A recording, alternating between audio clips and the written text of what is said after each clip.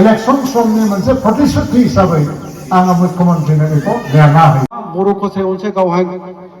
खुंथायखौ आबुं महर होनांगौनि बिबान थाबाय आरो जेराव जोंहा रां बावजा बुरजा मोननांगौनि बाथ्रा थाबाय।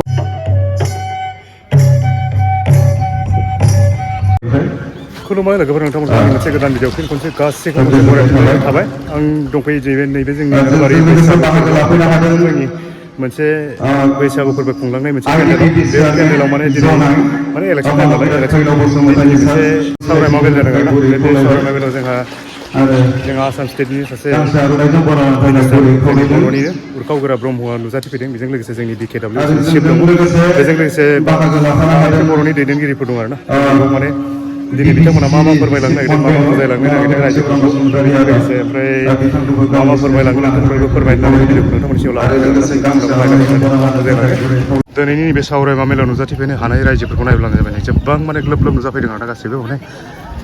आसाम स्टेटनि सासे मिनिस्टार फैलायनाय सावरायलायमा मेलथ' बेवहाय माने गासैबो एरियानि जोंनि जायगानि गासैबो मानसिफोरखौ बेवहाय जमा जानायखौ नुनो मोनदों आरोना। नायब्लानो जाबाय ओमफ्राय बेवहाय दंफैयो दैदेनगिरिफ्रा देखायथ'लै आं दा सिगां सिगां माने रायजोफोरखौ खनसे देखायगोनसै नोंथांमोननो, रायजोफोरखौ नायग्रोबानो जाबाय। बे हाबाफारियाव नुजाथिफैनाय आलासि मानव गेदेर उरखाव गोरा ब्रह्म सारनि बिबुंथि होनायनि सिगां सिगां जोङो मोनसे ख्रिस्टि हान्जा मोसानाय बेखौ लाबोग्रोनो सानदों। दा बेखायनो सावरायमा मेलाव जेरैबायदि नुजाफैदों गारिखौ नायब्लानो सब माने गारिया ओरैबायदि लोमला जोबनाय, जोबोद गारि। ओमफ्राय बेयाव हौवा हिन्जाव गासिबो जमा। ओमफ्राय दसे उनाव माने नैबेयावहाय माखासे दायो मोसाखावरिखौ मोसानो नागिरदों आरोना। मोसानायखौबो नायदो खनसे, माने सावरायमा मेलाव एसे मोसाखावरि होयोब्ला माने नायग्राफ्रा एसे मोजां मोनो नालाय। थ' बिनिखायनो माने माखासे मोसाखावरिखौ नैबेयाव लेंनानै लाबोखानाय जादों जोंहा मिंमां हालामनिनो। मिंमां हालाम माने नैबे गगामुग हालाम, मिंमां गगामुग हालामनि आरोना। थ' बिसोरनि मोसानाया जोबोद मोजां।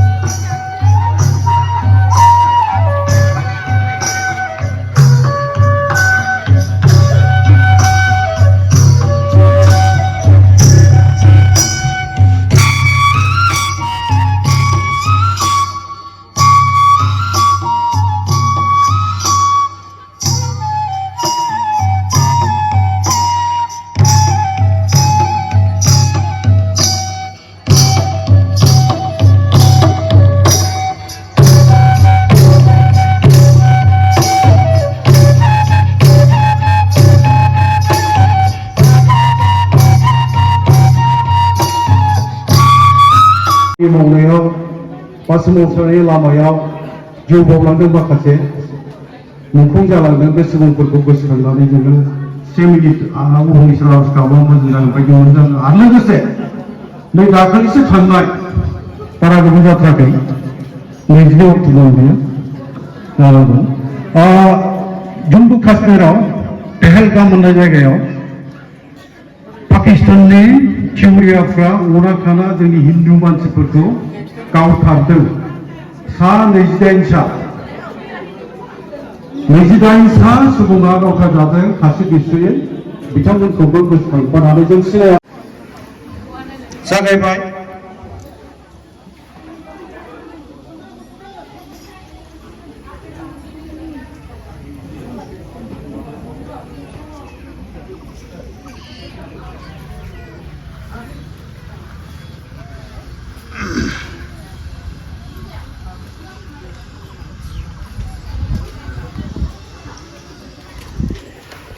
बेवहाय बर' हारिनि थाखाय सोमावसारनानै मुंख्लं जालांनाय बिथांमोनखौ गोसोखांनानै मोनसे दसे सम माने 1 मिनिट गोजोन्थों जिरायजासिगोन माने बेवहाय हाबाफारिखौ मावनाय जादों आरोना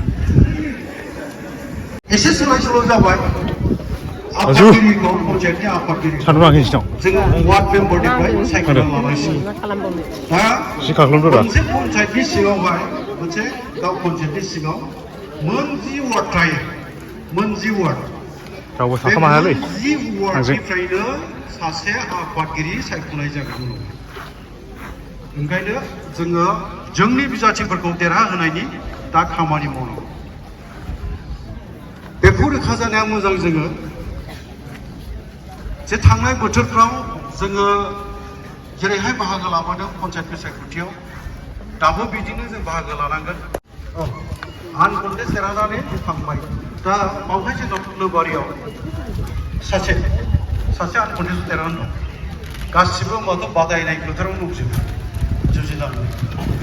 जायखिजाया जाया जोङो जोंनि वार्डखौ देरहाहोनायनि बिबान जोङो लानांगौ आरो नायगासिनो बुट मोनजायाखै दा आं खोनानो मोन्दों बावहाय सफैनानै गोबां दिनै बर' सुबुंफ्राबो कंग्रेसआव टिकेट लादों कंग्रेसआव टिकेट लानायबो खोनानो मोननाय जादों ओरैनोबा जोङो दिनैहाय बावहाय फैनाया जोंहा बिजेपि आरो डक्टर मनज पेगु बिथाङाबो बुंदों जे जोङो थांनाय बोथोराव जोंनि बर' कसारि अनसायगाव खुंथायनि जि आयेन बे आयेनाव मोन 36 जोंहा बियाब जागोन बे मोन 36 बियाबनि गेजेराव मोन 6 बियाबा आइजोफोरनि बे थिखानाय खथा जागोन आरोखि माने रिजार्भ 6 आइजोनि थाखाय रिजार्भ लाखिनाय जादों आरो बेखौ बुंबाय थानाय जादों गगामुगनिफ्राय मोनसे दाबि बुंबाय थाखायोमोन गगामुगनिफ्राय दाबिया बेनोमोन जे मोननै बियाब जानांगौ गगामुगावबो दा मोननै बियाब जानांगौ गैया मोनसेल' जानानै दंमोनखाय बावहाय जोंनि गेजेराव एसे गोजोनलायै दङमोन दा बेखौ मानगोनां डक्टर मनज पेगु बिथां आरो लोगोसे जोंनि एमपि प्रधान बरुवा बुंदों जे गगामुगाव मोननै खालामनांगौ दा बे मोननै खालामनायखौ जोङो खालामनो थांनायनि सिगां जोंनि खामानिफोरखौ जोंहाथ' मावनांगौबो थाबाय देरहाहोनांगौबो थाबाय आरो लोगोसे जोंनि जि मोनसे बर' कसारि अनसायगाव खुंथायनि आयेन एक्ट बेखौबोथ' सोलायस्लुनांगोन आरो मोनसे बाथ्राबो बुंदों डक्टर मनज पेगु बिथाङा बुंदों तिनसुकियाजों डिब्रुगड़जों लोगो नांनानैसो मोनसे बियाब जोंना सुबुं अनजिमाखौ नायनानै बेखौ खालामनाय जादों नाथाय दाख्लै गोदानै रायलायफिननायाव गिबि मन्थ्रि बिथाङाबो दंमोन आरो बेनि उनावबो गावखौनो नुनानै रायलायफिननाय जादों डक्टर मनज पेगुखौ बिथाङा बुंदों डिस्ट्रिक्ट एडमिनिस्ट्रेसन जेराव आलादा आलादा डिब्रुगड़ना आलादा आरो लोगोसे शिबसागर माने तिनसुकियाना आलादा बे आलादा आलादा डिस्ट्रिक्ट एडमिनिस्ट्रेसन जि मोनसे खालामनानै जों लादों मोनसे बेखौ खालामनाया थिग जाया जों आलादा आलादा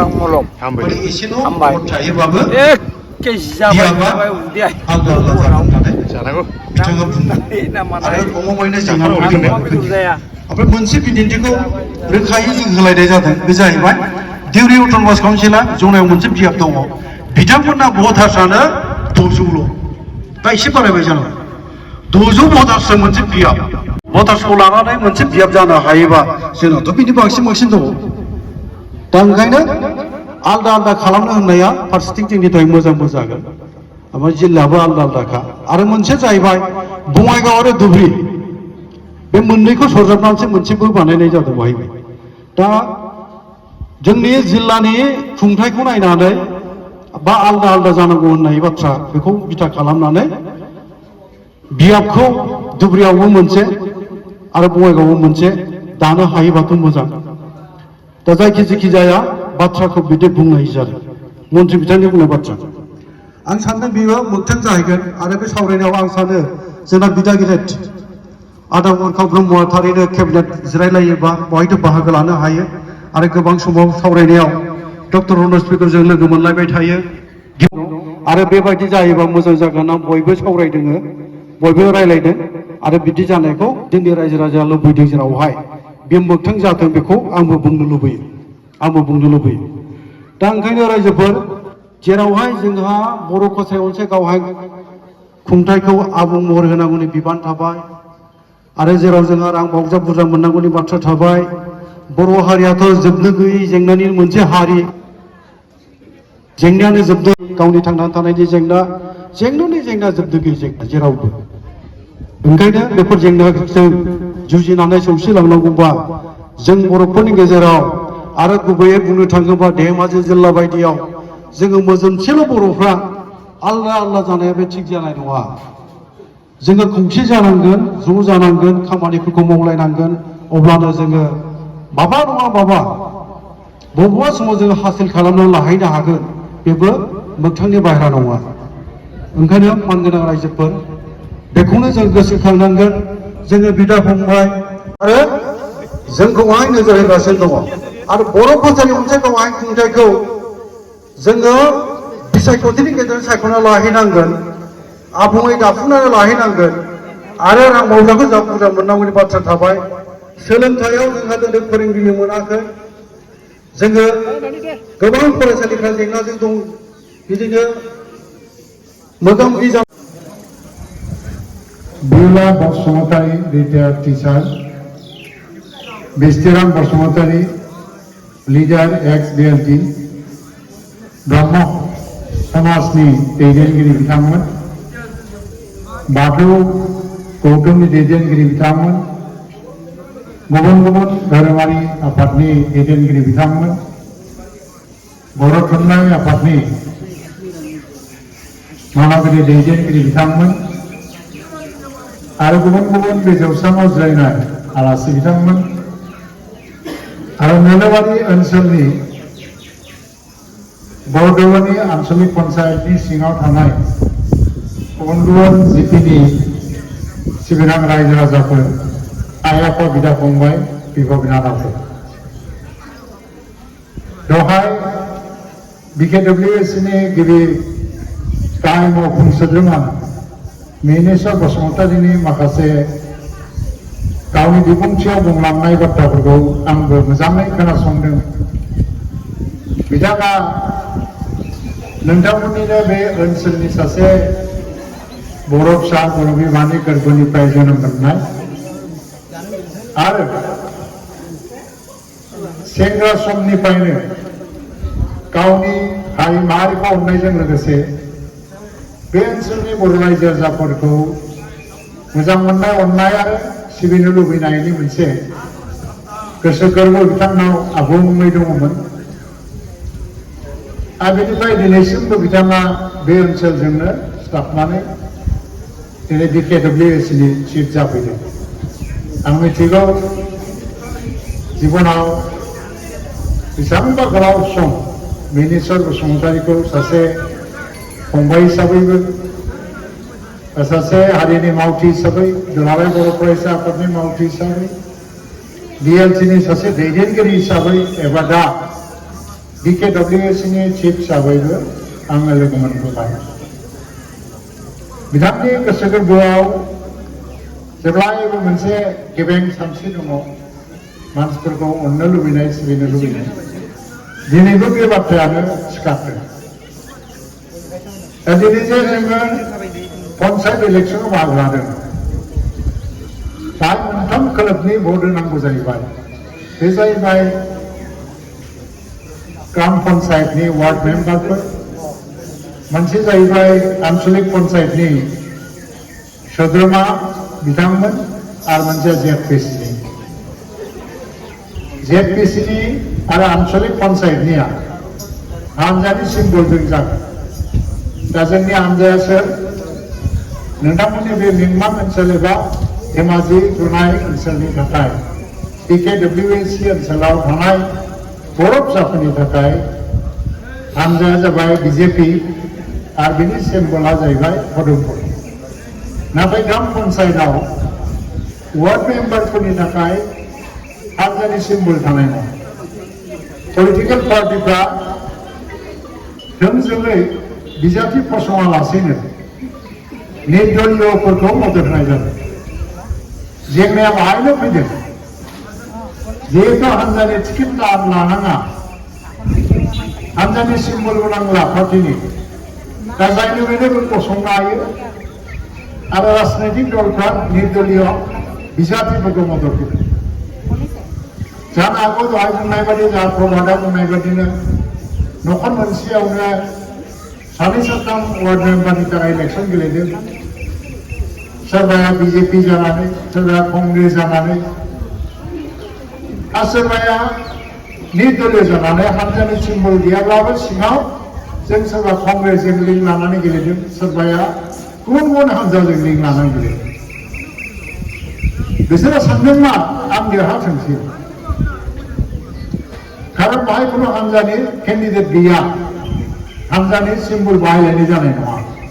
ओंखायनो हयतोबा न'खर मोनसेयावनो सानै साथाम केन्डिडेट ओंखारलायदों आं उमुखनि नोंहा ओरै देरहायो ना मायो देरहाबाय आंहा ओरै देरहागोन बेखौ लानानै हयतोबा न'खर मोनसेयावनो भटफ्रा गावस्रालायनो नागिरदों नाथाय जों बर'फ्रा बहाय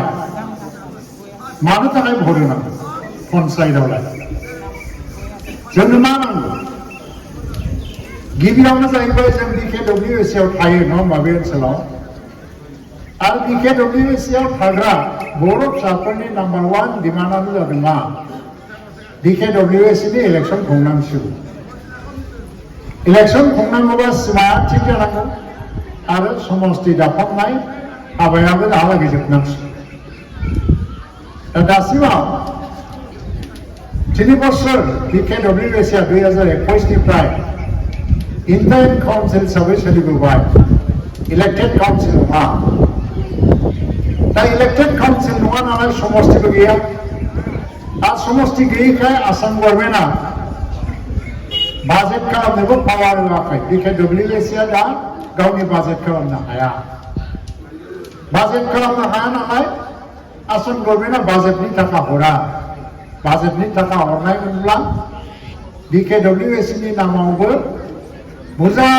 रां फैगौमोन रां बावजायाव दिनै BTC आ बेसेबां थाखा मोनो 850 कोटि थाखा मोनो रामहासना इलेक्सन जाबाय बिराद बुरजा थाखा मोनसिगोन कार्बि आंलंआ इलेक्टेड काउन्सिल दङ बोसोराव बिसोर 300 कोटि गाहाम थाखा मोनो MCLs आ 200 कोटि गाहाम थाखा मोनो डिमा हासावआ DKWSC आ मानो मोना मोनैनि कारना जाहैबाय बाहाय इलेक्सन जायाखै यार इलेक्सन हुआ নাই DKWSC एতিয়াव बाजेटआव टका नपाय मिसिं अट'नमास काउन्सिलও নাপায় इलेक्सन हुआ নাই কাৰণে কিন্তু ইলেকশন হোৱা হলে আজি হয়তো বাজেটৰ টকা তেওঁলোকে পালেহেঁতেন আজি DKWSC কিমান টকা পাইছে বছৰত মাত্ৰ 13 কোটি টকা দুটা বছৰ গ'ল 26 কোটি টকা আৰু যোৱা বছৰ 14 কোটি টকা দিলে তাৰ মানে প্ৰায় 40 কোটিতকৈ অলপমান বেছি টকা DKWSC পাবলৈ সক্ষম হৈছে কিন্তু এই 40 কোটি টকা দি ধুবুৰীৰ পৰা গোলাঘাটলৈকে গোলাঘাটৰ পৰা মিংমাং নলবাৰী জনাই অঞ্চললৈকে ইমান জিলাত সিঁচৰিত হৈ থকা বড়ো গাঁওবিলাকত উন্নয়নৰ কাম কৰিবৰ কাৰণে 40 কোটি টকা একেবাৰে নগণ্য ইয়াত এমচিএলসকলক বেতন দিব লাগে গাড়ীত তেল খৰচ লাগে এমপ্লয়ীবিলাকক চেলাৰী দিব লাগে তো চিফ মিনিষ্টাৰে কৈ আছে মোক যেতিয়াই মই প্ৰধানমন্ত্ৰী পাতো তেতিয়াই তেওঁ কয় আপোনালোকে গাঁৱৰ লিষ্টটো ফাইনেল কৰক সীমা নিৰ্ধাৰণ কৰিব লাগে আৰু গাঁৱৰ লিষ্ট নটিফিকেশ্যন হোৱাৰ লগে লগে সমষ্টি নিৰ্ধাৰণ হ'ব আৰু সমষ্টি নিৰ্ধাৰণ হোৱাৰ লগে লগে BKWSA ইলেকশ্যন কৰিব লাগে আৰু ইলেকশ্যন হৈ যোৱাৰ লগে লগে ফুল ফ্লেজেড বাজেট পাই যাব তেতিয়া হয়তোবা আজিৰ 13 কোটি 14 কোটি পোৱাৰ ঠাইত আপোনালোকে হয়তোবা 60 কোটি 70 কোটি টকা পাবলৈ সক্ষম হ'ব তেতিয়া এটা গাঁৱত উন্নয়নৰ কাম কৰিবলৈ পাব একেটা কথা MSC অঞ্চলত মই এটা কথা ক'ব বিচাৰোঁ আজি BKWSA আৰু MSC একেলগে আমি একেখন অঞ্চলতে আছো যেনেকৈ এটা ডাঙৰ ৰাস্তা যদি বনাব লাগে আজি আমি যেনিবা নাবাৰ্ডৰ পৰা পইচা নাপালোঁ ৱৰ্ল্ড বেংকে পইচা নিদিলে বা SOPDৰ পৰা আমি পইচা যথেষ্ট পোৱা নাই কিন্তু এই ৰাস্তা মিচিংসকলৰ কাৰণেও প্ৰয়োজন বড়োসকলৰ কাৰণেও প্ৰয়োজন তেতিয়া কিন্তু মিচিং অট'নমাছ কাউন্সিল আৰু BKWSA কম্বাইন নিজৰ পুঁজিৰ পৰা অলপ পইচা দি পেলাই এই ডাঙৰ ৰাস্তাবিলাকো নিৰ্মাণ কৰিব পাৰে এইটো কমন ইণ্টাৰেষ্টত আজিকালি চৰকাৰ এটা ডিপাৰ্টমেণ্ট আৰু এটা ডিপাৰ্টমেণ্টৰ মাজত কনভাৰ্জেঞ্চত কাম কৰে দুটা কাউন্সিল অলপ লাগি পেলাই যদি এটা ডাঙৰ ৰাস্তা নিৰ্মাণ কৰিব পাৰে তেতিয়া দুটা কাউন্সিলৰ মানুহে এইটো ব্যৱহাৰ কৰিবলৈ সুযোগ পাব তো এইবোৰ আহিবৰ কাৰণে BKWSA ইলেকশ্যন হ'ব লাগে MSC ইলেকশ্যন হ'ব লাগে তো মুখ্যমন্ত্ৰীয়ে কি কৈছে 2026 চনৰ মাৰ্চ এপ্ৰিল মাহত অসমৰ বিধানসভা নিৰ্বাচন হ'ব তাৰ আগতে BKWSA ইলেকশ্যন পাতিবই লাগে বুলি মুখ্যমন্ত্ৰী আমাক কৈ আছে 2026 চনৰ মাৰ্চ আৰু এপ্ৰিল মাসত आसाम विधानसभानि इलेक्शन जागोन नाथाय बिनि सिगांनो बर' कसारि वेलफेयार अट'नमास काउन्सिलनि इलेक्शनखौ खुंनांगौ होननानै चिफ मिनिस्टारा जोंखौ बुंगासिनो दङ दा खुंनांगौना खुंनाङा खुंनायखौ लुबैयोना लुबैया रायजोफ्रा लुबैयो दा चिफ मिनिस्टारा जोंनो खोथा होदों एसेम्बलि इलेक्शननि आगोल इलेक्शन खुंगोन थारमाने बिनि आगोलनो समष्टि निर्धारण खालामनांगौबा जोंहा गामिनि लिस्टखौ जों फाइनाल खालामना होनांगौ दा आंखौ खावलायनाय बायदियै दासिमाव जों मिथिनायाव BKWSA आव मा गामियाव हाबनांगौ बे गामिनि लिस्टफ्रा अलमस्ट फाइनाल जाबाय गोसोआवल' बाखिसै जोंहा जुदि दा हारिनि मोनसे जेंना गैयामोनबा BKWSA खौ मोजाङै दाफुंनांगौ गैयामोनबा जायखिजाया हानजायाव थांनानै गेलेनो हागौमोन नाथाय दिनै जिहेतु जोङो BKWSA खौ मोजाङै दाफुंनांगौ ओनसोलाव जौगानाय लाबोनांगौ जोंनि पन्चायतनि मेम्बारफ्रा ZPCनि चेयारमेन बिसोर देरहासार जानो हायोबासो जोंनि शक्तिखौ बिसोर मिथिगोन गभर्नमेन्टआबो मिथिगोन आरो अब्लाना जों लुबैनाय बायदि BKWSA खौ दाफुंना नाथाय जों जुदि गावस्रालाजोबो बे ओनसोलनिफ्रायबो सोरबा कंग्रेस हान्जानिफ्राय गेलेनाय मानसियाबो देरहालायनांगौ जायोबा मोनसे गाज्रि मेसेज थांगोन देशफोरा सानगोन मा बेवहाय दानि BJP आरो AGP UPPनि दैदेननायाव सोलिनाय सरकार आरो गणशक्तिनि सोलिनाय सरकार बे सरकारखौ बे ओनसोलनि मानसिफ्रा मोजां मोना नामा अब्लाना मोनसे अबहेला फैनो हागौ साननाय हनायाव मावनायाव दा बिदिबा जोंहानो मोनसे खहा जागोन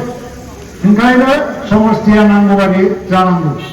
दहाय बुंदों गगा मोनसे समष्टि जानांगौ आरो डक्टर रेनुस पेगुआ गावबो बुजिबाय गावबो मावबाय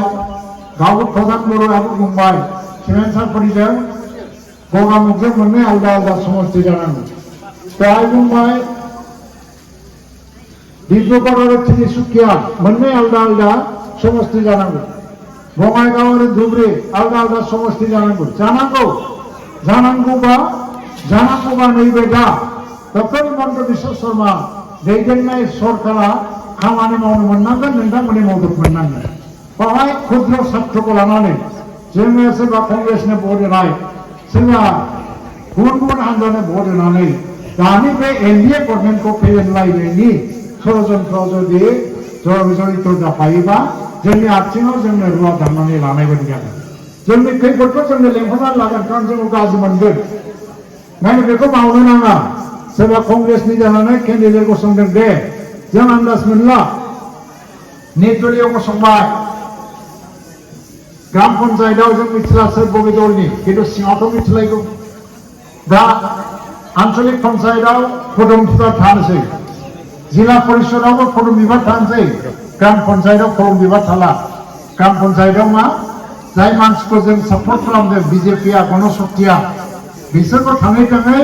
जोंनि मानसिफ्रा बुंहैगोन नैबे जोंनि केन्डिडेट बिसोर आलदा आलदा सिम्बल मोनगोन सोरबा हारकेन मोनगोन सोरबा केटलि मोनगोन सोरबा माबा मोनगोन बे सिम्बलाव भट होनो थिननाय जानोसै माना सिम्बला आलदा आलदा जानोसै दा बे समाव जों जुदि ज' जालायलायनानै मोनसे थांखि लायाबा मोनसे गामिया मोनसे थांखि मोनसे गामिया मोनसे थांखि अब्ला जोंनि नांगौबादि केन्डिडेटखौ जों देरहासार जाहैनो हानाय नङा आरो नोंथांमोना साननो नाङा मालाबा कंग्रेसआ बहाबा जेटपिसि दागोन होननानै दासान जिल्ला परिषद दानो हानाय नङा आसामाव কোনো मोनसे जायगायाव कंग्रेसआ जिल्ला परिषद दानो हाया কোনো এটা जिल्ला परिषद कंग्रेसৰ দখলত নাযায় অসমত নাযায় আৰু কোনো এটা আঞ্চলিক পঞ্চায়ত কংগ্ৰেছৰ ওচৰত নাযায় এনডিএৰ হাততে থাকিব যিসকল দুই এটা মেম্বাৰ হিচাপে জিকি যাব তেওঁলোকেও কংগ্ৰেছ হিচাপে থাকিব পাৰিবনে নাই মোৰ এটা সন্দেহ আছে তেতিয়াহ'লে কংগ্ৰেছক ভোট দিলে কি লাভ হ'ব এই মিচিঙে হওক বড়োৱে হওক চবে মিলিয়ে ভোট দিয়ক এনডিএ কেণ্ডিডেটক ভোট দিয়ক বিজেপি কেণ্ডিডেট গণশক্তি কেণ্ডিডেট আৰু গ্ৰাম পঞ্চায়তত যি নিৰ্দলীয়সকলক আমি এনডিএ মানে টিকেট দি পেলাই তেওঁলোকক প্ৰতিদ্বন্দ্বিতা কৰাইছে তেওঁলোকক ভোট দি পেলাই এটা শক্তিশালী মজবুত পঞ্চায়ত গঠন কৰিবৰ কাৰণে আগবাঢ়ি আহক তেতিয়া BKWSC মজবুত এটা কাউন্সিল হৈ যাব আপোনালোকৰ গাঁৱত খোৱা পানীৰ সমস্যা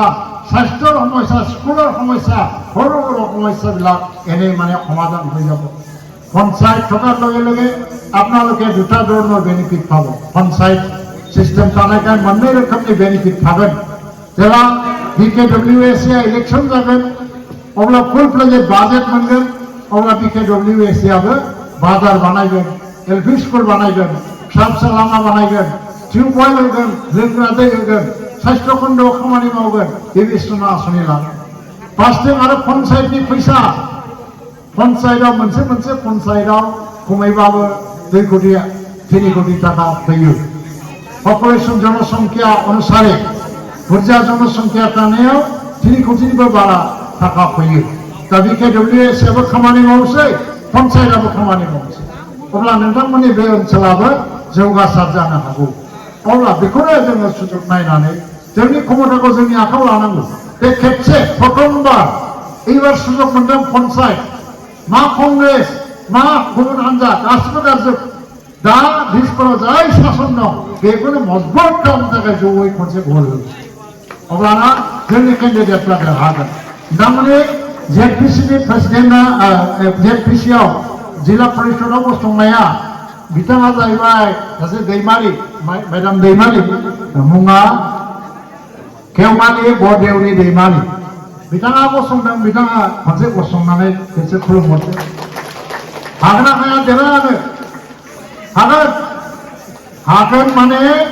बिराद बुरजा भराव देरहानांगौ रेकर्ड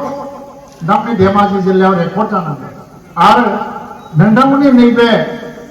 आन्चलिक पन्चायतआव मेम्बार हिसाबै गसंदों गौरी ब्रह्म बिथांखौबो रेकर्ड खालामनांगौ नोंथांमोना आइजो गोजा दे आरो आइजोफ्रा एखेबारे थगायनो मोननाय नङा आइजोफ्रा बे कंग्रेसआव टिकेट लानानै गसंग्राफ्राबो आइजोफोर नामा आइजोफ्रा नङा आइजोआनो खाल'हाय थ' थगायनो मोननाय नङा बे टिकेट लानानै गसंबायसै हायोबा बिसोरखौ ज' खालामनानै फै आरो नङाब्ला ज'यैनो नोंथांमोना भट होनानै देरहासार जाहोनांगौ बेनि अनगायैबो जोंनाव केन्डिडेट हिसाबै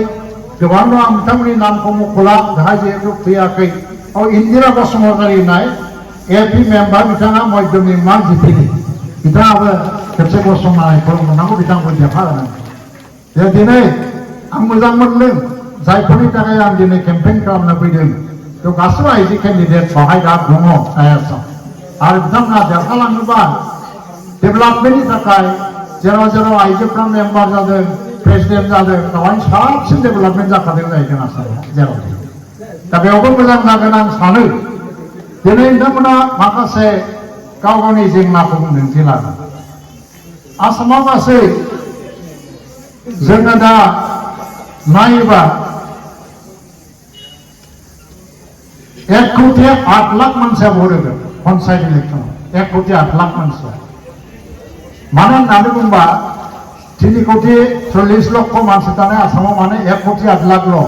मानो होनबा जोंना बबेबा बबेबा जायगायाव पन्सायत गैया बिटिसिआव पन्सायत गैया जेरै कार्बि आंलंआव पन्सायत गैया एनसिएसआव पन्सायत गैया जनसंख्या खमायबोदों प्राय 21,920टा गांव पन्सायत बेवहाय भट होगोन आन्चलिक पन्सायतआ 2,192टा जेपिसि जिल्ला परिषदआ 397टा आरो दासिमाव बिजेपि दैदेननाय एनडिए एजिपि आरो बिजेपिनि केन्डिडेटफ्रा गासै 36टा आन्चलिक पन्सायत बिना प्रतिद्वन्दितायै देरहानो हाबाय जिल्ला परिषद आरो बेनिफ्राय आन्चलिक पन्सायतआ 288टा देरहानो हाबाय दा बेबायदिनो बाय कन्टेस्ट गैयालासिनो देरहालाङो दा बेवहायबो सोरबा आनकन्टेस्ट देरहालांबाय होननानै आं खोनादों कंग्रेचुलेसन बिथांनो गाहाम हामलायनाय जासिबाय बिथाङा कन्टेस्ट गैयालासिनो देरहासार जालांनो हादों दा नोंनि जौगाखांनायनि लामाखौ जोंनो थिग खालामनांगौ पन्सायतआ जाहैबाय जोंनि गणतन्त्रआव बिराद गिदिर मोनसे शक्तिशाली बुनियाद एबा मजबुत बुनियाद जायनि दारै भारत सरकारा डाइरेक्ट फान्डिं हरनानै बिबान आसनि गासै 29टा साबजेक्ट पन्सायतनो होदों बे 29टा साबजेक्टआव स्कुल बिल्डिंनिफ्राय लानानै एग्रिकालचार आबादनिफ्राय लानानै साइस्थ'निफ्राय लानानै दै लोंनाय दैनिफ्राय लानानै माने दा फिसा फिसा लामा गामि ओनसोलनि गासैबो बिथिंनि खामानिखौ मावनायनि पावारखौ पन्सायतआव होबाय जेला पन्सायतआबो गामि ओनसोलनि जौगाखांनायनि थाखाय गोख्रों खामानि मावनो हायो आरो शक्तिशाली मोनसे अनुष्ठान आरो बेनि दारैनो जोंनि ओनसोलाव लामा सामानि जेंनाफ्रा जोबस्रांलांजोबगोन फारसेथिं नोंथांमोना भाग्यवान बेनो जे पन्सायतआबो मावनोसै आरो बेबायदि बिकेडब्लिउएसनि इलेक्सन खुंनो हायोबा बिकेडब्लिउएसआबो बाजेटआ बांनानै ओनसोलनि डेभेलपमेन्टनि थाखाय गोबां खामानि मावनो हानोसै दहाय प्रभातआ बुंनाय बायदियै मोनसे लामानि बाथ्रा बुंदों बे लामाया 22 किल'मिटार गोलावनो 22 किल'मिटार लामा गोलाव लामा आरो नोलोबारि मध्यमिंमांनिफ्राय लानानै गगामुख बखामाति बे पन्सायतफ्रा गोलैजोबो आरो बरदलनि ब्लकनि गेजेराव बे लामाया फैयो दा बे लामाया मैनापारा तिनिआलिनिफ्राय नोलोबारिसिम गासै 22 किल'मिटार लामा नंगौ आं बे लामाजों दा गारि सालायनानै फैदों बैसो जानाय मानसिफ्राथ' सिंस्रिफ्रा सागुलायगोन गारि गाखोदोंना गराय गाखोदों एसे नंगौना नङा दा जियानो जा लामाया मा बोसोराव बानायामोन आं मिथिया खिन्थु मालाबा बोसोराव आं फैफिनदोंमोन बे समाव एखे सका गारिफ्रा खुनु बाज्र'नाय गैया मा गैया लामा गोदान आरो नोंथांमोना मिथिगौना मिथिया गोबाङानो हयथ' बै समाव जोनोम जादोंना जायाखैमोन आं मिथिया सेंग्रा सिख्लाफ्रा 1986 मायथाइयाव बड'फा उपेन्द्रनाथ ब्रह्मआ बड'लेण्ड सोमावसारनाय जागायजेननाय समाव रायजो राजाजों रायज्लायनो थाखाय नोलोबारियाव फैदों आं बे समाव देरफुनाय सेंग्रा 22 बोसोर 23 बोसोरनि सेंग्रा आङो देहायाव जोबोद बोलो दङ गगामुखआव ट्रेन स्टेशनाव ओंखारनानै बेरेफुंजानि बेसेबा गिदिर VIP सुटकेसखौ फाफ्लियाव बाननानै जोङो थाबायबोदों प्राय 20-22 किल'मिटार गगामुखनिफ्राय नोलोबारिसिम थाबायनानै बावहाय जोङो ओंखाम मोनजाफैदों दै लोंफैदों हर थादों आरो अखानायै बे नोंथांमोननि बे ME स्कुलावनो लोगो जायगानि साननो गोरों दैदेनगिरिफोरजों ज' ज'नानै मिटिं खालामदों मानो बड'लेण्ड आन्दलन नांगौ मानो बड'लेण्ड आन्दलन जानो नागिरदों बड'फा लेक्सार होदों आं लिरदों गोसोआव दं आंहा बै समाव बै समनि बे स्कुलनि हेडमास्टारा हयथ' मंगल बर'मोन बिथांनि चेयारमेनसिमाव मिथिङा जादों नोंथांमोना बे मिथिंनि उनाव डिसिसन लादोंमोन जोंबो लखिमपुर जिल्लानि बै समाव लखिमपुर बानि होननाय दंमोन सासे लखिमपुर जिल्लानि आबसुनि प्रेसिडेन्ट बिथांमोनाबो मोनसे थांखि लादोंमोन शुक्राचार्य दानि मिनिस्टर बिसोर दंजोबोमोन जे जोंबो बड'लेण्ड आन्दलनाव बाहागो लागोन बेवहाय थानानै जों सिमेन्ट सापरि गिदिंदों बड'लेण्ड ओनसोलनि सिमा नायदों थ' बै समनि बाथ्रा फैनायावबो लेर लेर थाबायनानै थांनायावबो लेर लेर थाबायनानै साइकेलबो गैया गारिबो गैया बेसेबां मेंदों आंसो मिथिगौ आरो फाफ्लियाव सुटकेस रुजुननानै 20 किल'मिटार लामा थाबायनाय खर' लोमजालायफैदोंमोन आंबो थेवब्लाबो फैनानै अरुणाचल बर्डारनि बबे खाथियाव थांनानै गुसु दैयाव आथिं सुनानैनो जोङो गोसो सुग्लायदोंमोन जों नाथाय बिनि उनाव राज्यसभानि MP थानाय समाव आं खेबसे फैबा अब्ला लामाया जाबाय नाथाय बेसेबां गोबाव जाखो बे रिपेयारिं जायाखै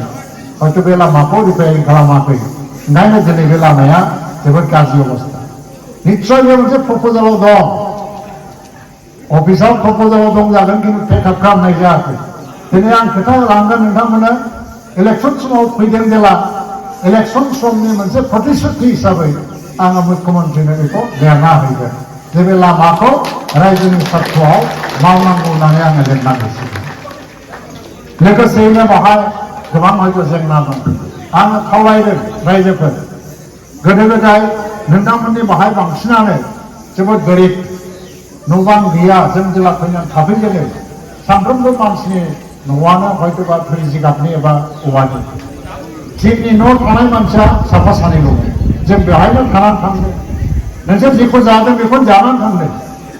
लांदां फादां न'आव संनानै जेखौ जाहोदों बेखौनो जानानै थांदों बे समनि जोंनि बर' फिसाफोरनि थासारिखौ जों मोनलांदों এই সময়ৰ পৰা আজি বড়ো আৰু মিচিং সমাজৰ গাঁৱৰ পৰিৱেশটো যদি চোৱা হয় অৰ্থনৈতিক অৱস্থা প্ৰায় একেই আছে মিচিং পৰিয়ালৰো কোনো উন্নতি হোৱা নাছিল বড়ো পৰিয়ালৰো কোনো উন্নতি হোৱা নাছিল আজি ৰাস্তা ঘাট হৈছে গোগামুখ এটা টাউন হ'ল কিন্তু আজি পঞ্চায়ত অহাৰ লগে লগে গ্ৰাম্য উন্নয়নৰ কাম কাজবিলাক পঞ্চায়তে কাম কৰিব যিহেতু আমি একেলগে থাকিব লাগে BKWSC আৰু MSC এইটো বেলেগ বেলেগকৈ আমি নচোৱা কৰি এটা সুযোগ হিচাপে গ্ৰহণ কৰক দুটা কাউন্সিলে যদি মিলি পেলাই ইয়াত উন্নয়নৰ কাম কৰে তেতিয়া এই অঞ্চলৰ উন্নয়ন তীব্ৰ গতিত আগবাঢ়ি যাব আৰু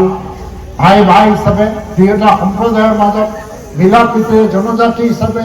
আমি একেলগে থাকিব লাগে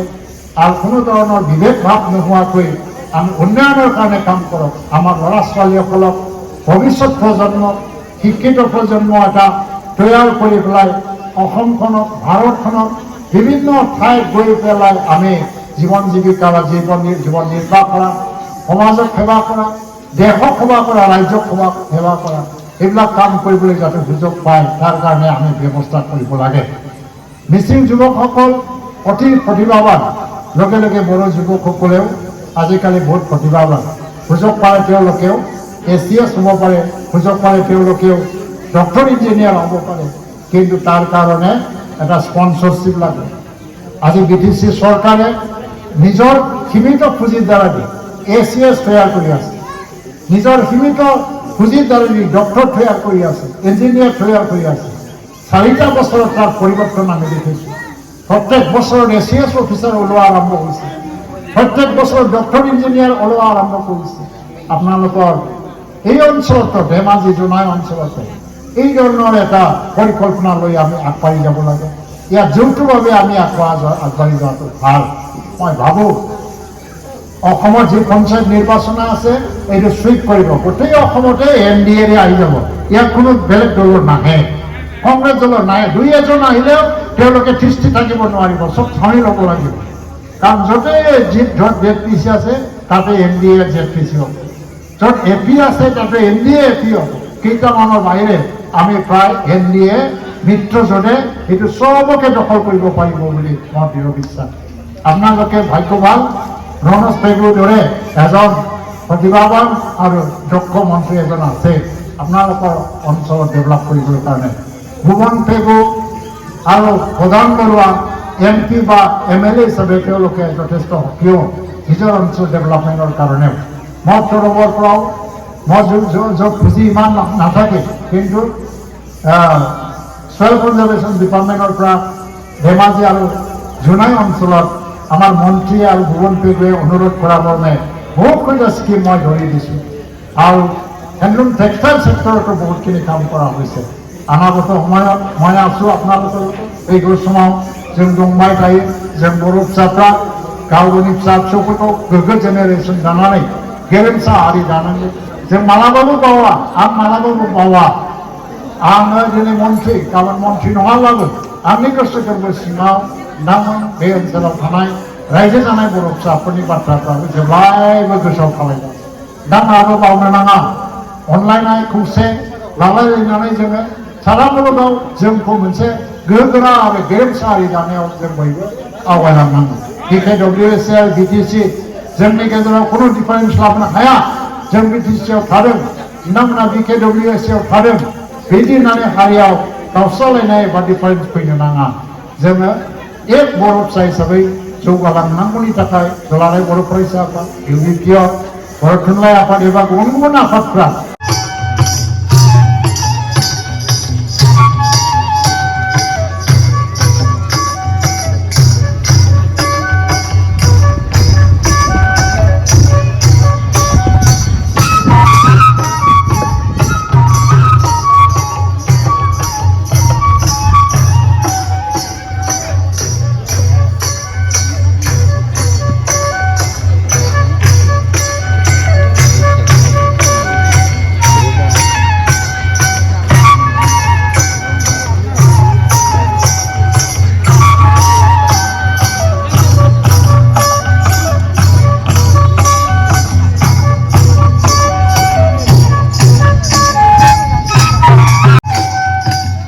लोगोफोर बे समाव हाबाफारिया फ्राय जोब्बायानो ओमफ्राय जोबनायनि लोगो लोगो ओमफ्राय नैबेयाव जा टमटम मालिकफ्रा माखासे रिकुवेस्ट खालामदों आरो आंखौ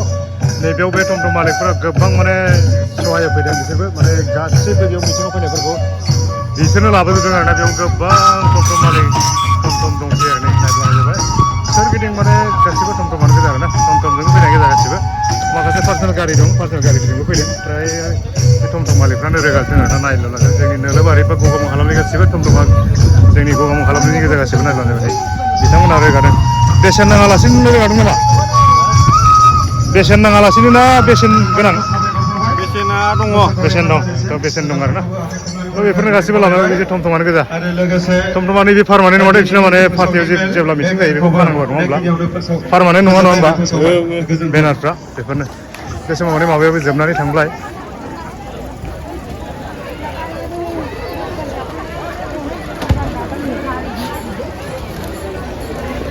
सावगारि लानोसै एसे जोबनायनि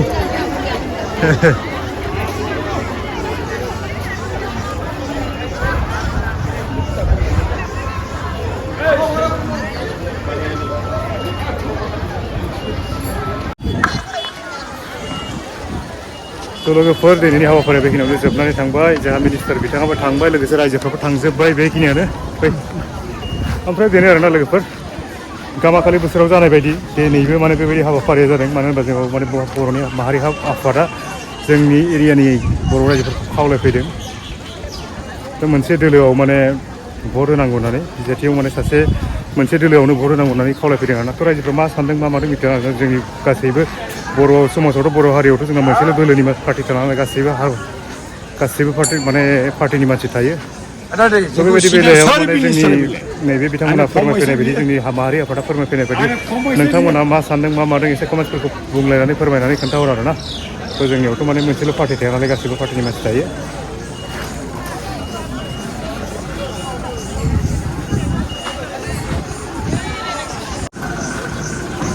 थ' हाबाफारि जोबनायनि सावगारि आरोना बियो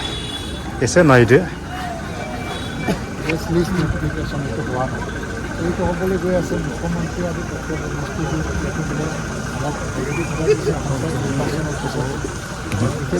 सानदुंजों তাৰপিছত ইলেকশ্যন পাতিলে এম এছ চিটো বহুত বাজেট ফচায় আৰু জিকে ডব্লিউ বাজেটে ফচায় थ' आं लाबाय थाला बुंबाय थासिगोन मालाय मा बुङो हारसानि बुंबाय आं बेखौ लाथ'लिया आरोना थ' बुजिदो मिथिङावनो बुंखाजोब्बाय गासै खोथाफोरखौनो थ' आंनि भिडिअखौबो बेखिनियावनो फोजोबनो सानबाय आरोना लोगोफोर खिन्थु भिडिअआबो बेखिनियानोमोन थांबाय थानोसै साराबो थांबाय थासिगोन आं सिगां थांग्रोसै आरोना सार थांनायनि सिगां थ' माबायदि मोनखो एसे कमेन्ट खालामना खोन्थाहर लाइक खालामदो शेयार खालामदो लोगोसे गोदानै फैदोंबा साबस्क्राइब खालामनो दाबावना फैदों बयबो लोगोसे बेखिनियावनो भिडिअखौ दोनथ'नो सानदों गासैबो खनसे थेंक इउ फर वाचिं